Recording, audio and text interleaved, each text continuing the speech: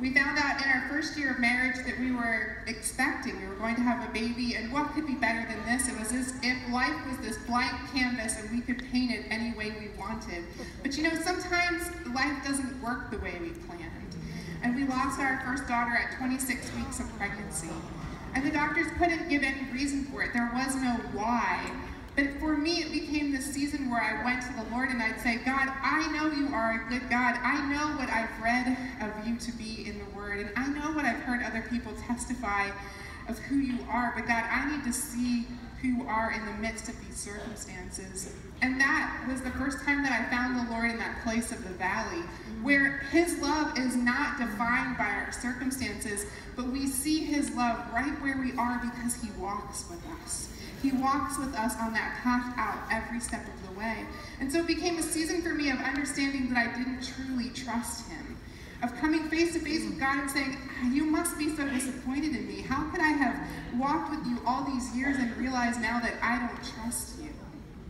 But I felt him say to me, you know what, Marie, I'm not disappointed in you because I have been waiting every day of your life for you to get to this place. Because now that you know there's a problem, we can work on fixing it. And he wasn't saying, Marie, when you figure out how to trust me, you just let me know. But he was saying, I'm going to show you how to open your heart in a new way. And so for me, it was a season of learning how to lay down all the things that I had held so tight. That dream of being a mom. To lay it down and say, okay, God, whatever you want to do with this, I'll trust you. I'll trust you, God, in all these hard places where I don't see my heart changing. I'll trust you. I'll trust that you're bigger than that. And it wasn't an overnight kind of process, you know, it wasn't a quick fix. But as the months went by, I could begin to see that he was indeed helping me to trust him. To trust him beyond my circumstances. And that summer was a really pivotal time for me where I was mowing for my grandfather. He said to me, hey Marie, you seem to have all this time on your hands. Why don't you come mow for me? And I said, sure, why not?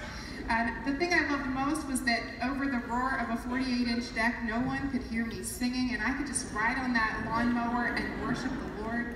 And I had a moment with him that summer where I felt him say to me, Marie, I want you to go home and look up the name Abigail in your baby name book. And I can be a little bit sarcastic with the Lord. And I said, okay, God, well, I know I'm not pregnant, but I'll do it. And so I went home and I looked up that name Abigail, and it was the exact verse that I had been singing in a worship song that afternoon. And I felt him making me a promise that I would indeed have a daughter that we would name Abigail. But you know, even that, it didn't happen right away. We suffered a second loss of pregnancy before Abigail, but the third time that I found out that I was pregnant, I said to Charlie, this is it. This is going to be Abigail because God's made me a promise, and I don't know, I just feel different this time. And so people would say to me, are you having a boy, are you having a girl? And I would say, I'm having a girl because God told me, and her name is going to be Abigail. How amazing is this? And it was, and she is, and she was born on her due date, and she's 16 now. If I don't wear heels, we're pretty much the same height. And I can look at her and I can say, God, you are a God who keeps his promises, because this is what that looks like. This is what it looks like to trust you when I didn't know the way through. God, you are a good God. And you know, I can look back across the landscape of my life and I can see him like that. And I saw him like that on October 2nd, 2006. By that point, Abigail was 7, Bryce was 5, Carson was a year and a half. And you know, it wasn't like every day was this amazing experience, because all those years that I had dreamt about being a wife and a mom, I kind of missed all the challenges that go with that. But I knew that I was living my dream. I knew that God had given me exactly what I had asked of him. And when Charlie called me that day and said, Marie, I'm not coming home, I could tell that something was wrong. I had never heard his voice like that before. It was cold and flat and lifeless. And I begged and pleaded with him not to do whatever he was planning. I didn't know at that point what he had planned. And as he was hanging up the phone and just not listening to my pleas, he said, Marie, there's a letter that I left for you on the dresser. And as I read the letter, I thought, okay, well, I've never seen a suicide note, but I know that this must be one. And so I called 911, hoping that something that I read in the letter would help to stop whatever he had planned. But it was obvious to me from the first moments of this phone call that the dispatcher knew far more than I did. And we stayed on the phone for a little while, and as we hung up, I started to hear a lot of sirens, helicopters flying overhead, and police cars racing up the street, and I knew in the pit of my stomach that all of these things must go together. And I stood on my porch, and I just said, God, help. I wanted to pray a prayer that seemed to me to matter, but I knew that there was nothing I could say in the midst of these circumstances, but all I needed to do was ask God to help. It wasn't long until the police were in my driveway, and I met them at the door, and I said, it's Charlie, isn't it? And they said, yes. And I said, and he's dead, isn't he? And they said, yes. And I stood in my living room that afternoon after the police had questioned me and told me things that no one would want to hear, and I said, God, I know I have to make a choice. I know that I have to make a choice about you and about my life, and there are only two options. God, I can choose to believe that you are everything you say you are. God, everything I've ever read in the Word, everything you've ever spoken to my heart, everything I've ever heard anyone testify of you to be, God, I can choose to believe that all of that is true, and somehow you're going to come and rescue us. Or God, I can choose to believe that we are going down like the fastest sinking ship and our lives are over, but there are only two choices, and I must pick one. And I stood in my living room, and I put my arms out, and I said, God, whatever you can do with this, do it. And it wasn't that I was this giant of faith in that moment, but I knew that I was desperate for him. I knew that I had nothing, but I knew I had nothing to lose by trusting the Lord. I had nothing to lose by trusting him.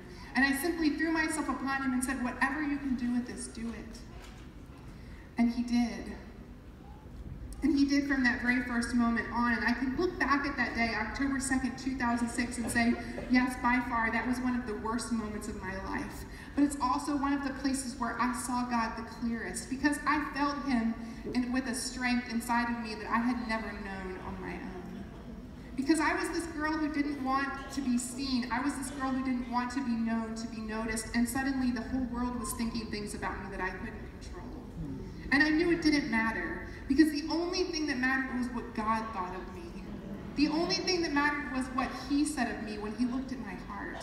And I knew that I could trust him. And I thought back over this journey that he had me on, and the way that he brought redemption even over the loss of our first daughter by using that as a season to help me trust him. And it wasn't like he did that to show me how to trust, but it's that he uses everything. He doesn't miss anything, and he recycles it all, and he brings redemption to it. And I knew that I could trust him for this too. I went to my parents' house that afternoon. They had picked up my kids from school, and I was thinking, God, of all the hard conversations I ever imagined having with my kids, this far exceeds all of them. And I sat there listening to the sound of my kids laughing and playing with my parents in their backyard. The windows were open, and the breeze was blowing in the beautiful sound of their laughter. And I said, God, I want to remember this sound. And I suddenly was aware that it wasn't just about how it sounded when my kids laughed, it was how I felt inside when I heard it. And I said, God, etch this in my heart, because I don't ever want to forget how I feel when they laugh.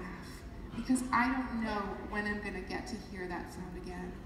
And I said, Jesus, you have got to fix this.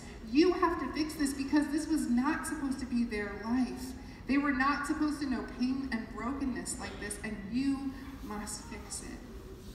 And I felt him say to me, Marie, I'm not going to fix it, but I am going to redeem it. And he took all the fear away from me, because, ladies, there are so many places in our lives that just can't be fixed. And I'll be the first to admit, I really like it when things happen fast. I love the drive-through. I mean, why can't the post office have a drive-through? I just like to do things easy and fast. I don't like to have to get out of my car, but there's just places in our lives that don't line up like that. But there is nothing that's beyond the redemption of the Lord. There's nothing. It doesn't matter if it's circumstances that you caused or circumstances that someone else caused to happen to you. There is nothing that's beyond God's redemption. And he gave me purpose that day to believe that he could redeem even this. That afternoon, I was sitting in my parents' kitchen, and I was working on a statement our pastor had offered to be my spokesperson for the media. My mom's friend came in and she said, hey, Marie, how are you doing? And I said, I can't do this. I can't do any of this. How am I supposed to lead my kids through this? How am I supposed to find healing for my heart through this? I can't do this. That day I had to tell my children something very terrible about their father. I knew that they had to know the whole truth, but they didn't need to know it all at once, and I simply said to them, today your dad made some very bad choices. Some people got hurt, and some people died, and he died too. And when she asked me that question, how are you doing? I couldn't do this. I didn't want to do this. I didn't want to have to live out the ramifications of this is my life every day forever. And I didn't know how to write a statement about that. And she said, you know what, Marie? I don't think this has ever been done before, and whatever choice you make will be the right one. And there's no way that she could have known the power of those few words and of the few seconds that it took her to say that, but I don't think there's been a day that's gone by that I haven't thought about how powerful that was in my life. Because in that moment, God helped me to realize that it wasn't about me making all the right choices. It was simply allowing him to do what he promised and to bring his redemption. And he's a good God who keeps his promises. He keeps everyone. He's heard every prayer you've prayed, and nothing's been missed. And our circumstances don't dictate his love for us, but we see it in the way that he walks us through. That afternoon, I was looking out the window and I saw some Amish men walking down the street, and I knew they were coming to my parents' home.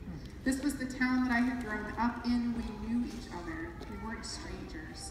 And I knew they were coming here, and I went to my mom and dad and said, what do I say? What do I do? I don't know what I could possibly say that could mean something in light of all they faced. And my dad said, it's okay, Marie, you can stay inside and I'll go out and talk with them. And so I watched from the window, and we couldn't hear what they were saying, but I saw everything. I saw the way that they put their hands on his shoulder. I saw the way that they looked one another in the eye and the tears that rolled down everyone's faces. And as he came in and we waited for him to collect himself from the emotion of that moment, he said, Marie, they came because they were concerned about you. They were concerned about your kids. They wanted you to know that they had forgiven Charlie and they were extending grace and compassion over you. And you know, all of the thoughts that were racing through my head as I saw them walking down the street, and I was thinking about all the demands they could make and all the questions they might ask me and all the answers I didn't have. I never thought about what they might say that was what they did say.